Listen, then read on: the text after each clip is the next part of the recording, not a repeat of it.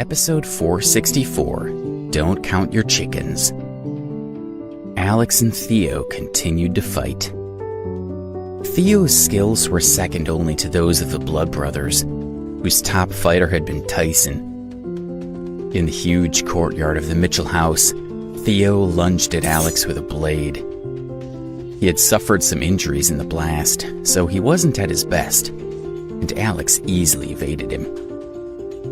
Theo's martial arts skills had peaked, and if Alex had really defeated young and brilliant fighters, then Theo might not win this fight. Theo tossed another grenade, missing once again, and opening a hole in the ground and sending dust and dirt flying into the air. Alex pulled out a blade and advanced on his opponent. The blade was long and sharp, and it was capable of slicing through most things without much effort. Theo raised his own knife, blocking Alex's thrust and spinning out of the way. Even though Alex was skilled with the blade, he would have to get close enough to use it. "I have to admit, you're much more capable than I thought," Theo said, stunned. He blocked Alex again and jumped out of reach. He looked very calm, but he was slowly backing away. "So you consider yourself the equal of Tyson?" Alex taunted, keeping pace with him. Without warning, he tossed his knife, which glinted in the sunlight as it headed toward its target. Theo didn't take his eyes off the approaching blade. At the last moment, he managed to dodge it, only receiving a shallow cut to his arm. When he attempted to throw his own knife, his aim was off, and Alex didn't even need to move to avoid it. "Enough, Theo," Alex said. "It's time for you to die." He pulled out another blade and dashed at Theo, determined to finish this once and for all. He moved quickly, giving Theo no time to react, and lashed out with the killing blow. Theo didn't even see it coming. The blade slid through his ribs, straight to his heart. His knees buckled, and he crumpled to the ground. Oscar had arrived at the Mitchell house just in time to see the end of the battle, and he looked over at the calm young man who had just defeated Theo. Alex paid no attention to him. Instead, he turned and walked back into the villa. Dominic was still trying to move the stone off his leg. A mobile phone kept ringing, but he couldn't reach it. The rubble shifted a little, and he inched a little closer to the phone, but it was still out of reach. After a moment, he became aware that he wasn't alone, and he looked up to see Alex staring at him with a cold expression. Dominic paled. "Mr. Ambrose, I admit that we did the wrong thing," he said. "Please spare my life, and I'll be loyal to you in the future. Whatever you need from me, I'll do it.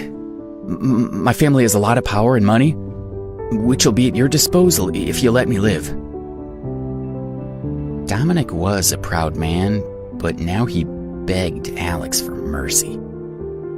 He hoped that the mention of his family's influence would serve as both an enticement and a threat. "The Mitchell family?" Alex asked, shaking his head. "Even if you are rich and powerful, what can you possibly do for me?" Alex folded his hands behind his back and strolled casually over to Dominic, leaning closer to look at the man who had declared war on the Ambrose family. "If you kill me, the Mitchell family will never stop hunting you," Dominic said, beginning to panic. Dominic could feel the threat coming from Alex, who was watching him with an implacable gaze. "That was Connor on the phone," Alex said, stomping on the phone and smashing it into little pieces. "But don't worry, you'll see him in hell. And not just him, but your entire family. You'll all be reunited soon." "What?" Dominic asked, not understanding. He tried to kill my mother, and that is unforgivable," Alex said, his voice hard. "My family will ensure it never happens again." He picked up a large piece of rubble and placed it on Dominic's chest. Then he lifted his foot and pressed down on the rock, steadily increasing the pressure. Dominic gasped, but he could no longer speak or cry for help. Within moments, his head fell to the side, and he was gone. Connor Mitchell sat with his friends in a hotel.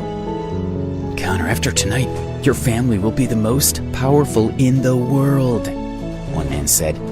"Try to remember your old friends."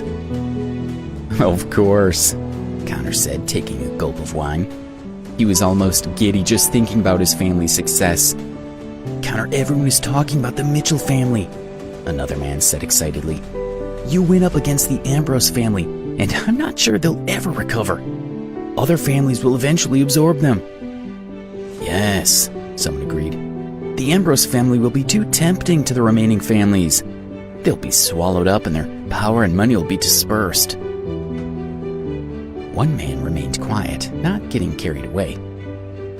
When he could no longer stand the empty flattery, he frowned and said, "Connor, don't count your chickens before they're hatched. It's too early to claim victory. The Ambrose family is more powerful than people realize. That famous martial artist called Alex is rumored to be Lincoln Ambrose's grandson. You need to be careful." "Alex, I've never met him," Connor said dismissively. "But don't worry, he won't be around for long. Anyone who dares to fight against my family will end up dead." "Anyone who dares to fight against my family will end up dead?" Everyone was shocked. Connor had grown more and more serious lately, and he could no longer be ignored.